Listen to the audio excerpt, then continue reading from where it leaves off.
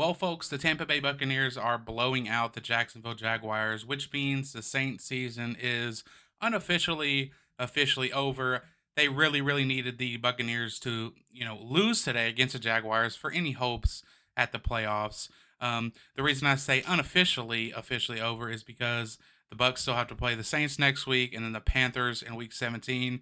And the way the Bucks are playing right now, I don't see either one of those teams even coming close to beating them. So this is going to mark 3 straight years of no playoffs for the New Orleans Saints. Now, obviously, back in 2021 was Sean Payton's last year, and that year, though they finished like 9-8, they played with like so many different quarterbacks: Simeon, Hill, Jameis, you name it.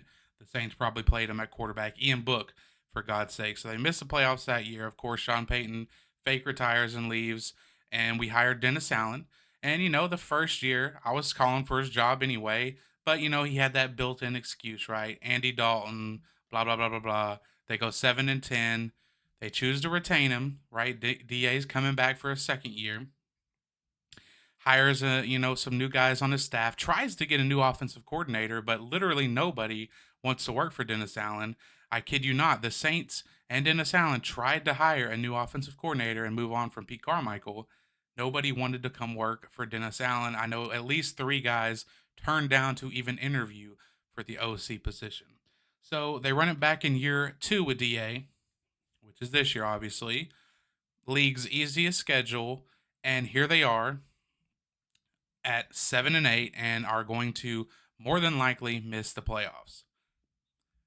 And like I said, despite one of the easiest schedules, despite DA going out and, handpicking his staff to the best of his ability, I guess, and going out and getting his guy, his quarterback, his $150 million man, Derek Carr, who, by the way, is also a career loser. Um, and yet you do all that, you kick the salary cap, you keep kicking the can down the road, going all in, thinking you're a win now team. And to be honest, you probably are with a better coaching staff, or at least you win at least 2 to 3 more games with a more competent coaching staff. But you kick the salary cap can down the road, go all in, get your quarterback, just to end up 7-8, likely to finish with 7 or 8 wins on the season, despite like I said, your head coach going out there, getting his guys on the staff, picking his quarterback. So who's going to win the division this year? It's obviously going to be the Buccaneers. The Buccaneers who went out, signed Baker Mayfield for, let me check, a 1 year, $4 million deal. A 1 year, $4 million deal, and he has by far been the best quarterback in this crappy division. Right now, they're leading the. I'm recording this, by the way, before this Jaguars game is even over. They're beating the Jaguars so bad that they took Trevor Lawrence out of the game. Trevor Lawrence is on the bench. Baker Mayfield right now in this game, in a huge, important, must-win game. Kind of like the one the Saints had against the Rams Thursday night when they got embarrassed. Must-win game for the Buccaneers. They're up 30-12 right now with 2 minutes left. Baker Mayfield 25 for 34, 272 yards, 2 touchdowns, no picks. 116.3 passer rating. 1 year, $4 million compared to Derek Carr, who, got a gazillion years and a gazillion dollars. But despite all of this, despite the Saints likely missing the playoffs with an easy schedule, despite them losing horrendous games to horrible teams, despite them not beating teams with winning records, despite everything, how dysfunctional the organization has felt and looked all year, according to Ian Rappaport of NFL Network, Dennis Allen is in a good spot. He reported yesterday that, unless things go horribly, that Dennis Allen is likely to be back next year. And I say to that, how do you look at this season and feel that things didn't go horribly? Like, what? You go out there and you pay for your quarterback. You're in win now mode. Your salary cap is completely screwed because you chose to still be in win now mode and because you chose to go out and get a loser in Derek Carr and pay him a bunch of money. And you play the league's easiest schedule and you're sitting at 7-8. To me, that is gone horribly, right? Like that is that is completely off the rails. But the delusion that this front office has about this team still being able to win games, I don't know. I don't get it. I don't. And then Ian Rappaport in that same video goes on to say something like, The way they see it, they can't rebuild or something, blah, blah, blah, with a new coach. You can't rebuild with a new coach or somewhere along the lines of that. And I'm like, what? You can't rebuild with a new coach? Huh? What? Like, I feel like I'm in some kind of twilight zone being a fan of this team. Since when can you not rebuild with a new coach? That is precisely what new coaches are brought in to do. What? Like, D'Amico Ryans?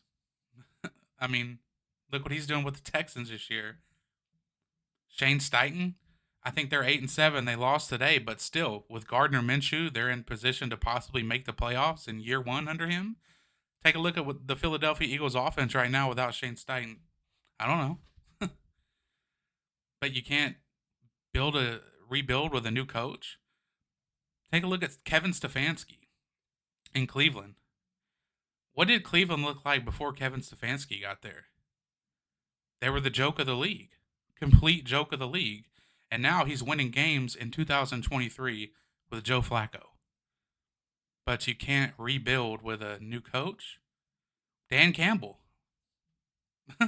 Another organization who was the joke of the league for however many years just won their first division title just won their division today in their win against the Minnesota Vikings for the first time in forever. But you can't rebuild with a new coach. Dan Campbell was in the Saints organization, the Saints part of the Saints coaching staff for a number of years.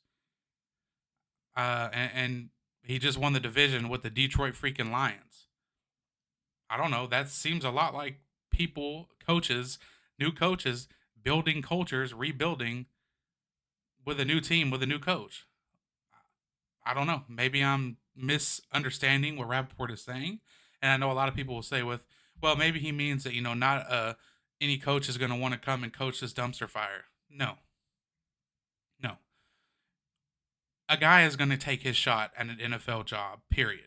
Now, you might not land the Ben Johnsons of the world, but you can get a young offensive guy to take his shot with the Saints, right? Despite the mess they're in, they still have Chris Olave.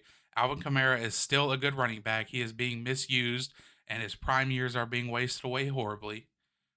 Rashid Shaheed is another good young piece. I mean, the Saints have people, right? The Saints have people that a young offensive guy would want to come in and coach. It's going to take a couple years to rebuild things, but do you, honest to God, believe that you can rebuild these things and turn yourself into a winner with Dennis Allen as the head coach? A career loser. Why not just let DA go? Let DA go, bring some young offensive minded guy in, and at least give him a chance. What's the worst thing that can happen? You lose? Hey, we're already losing. We're already losing, and we're losing with paying a quarterback $150 million and paying a bunch of old people, millions and millions of dollars. What's the worst that can happen? You're already losing. Take a chance on somebody. Get rid of this freaking loser that you got running your squad right now. Go find somebody who's actually young, energetic, passionate, a leader of men, and go try and rebuild this thing into a winning football culture. I would much rather lose games with a young coach with a bright future, maybe a young quarterback out of the draft. I would much rather lose games with them while they're building things than stay around 7-8 wins with loser Derek Carr and loser Dennis Allen. That's just how I feel though. Appreciate you guys watching.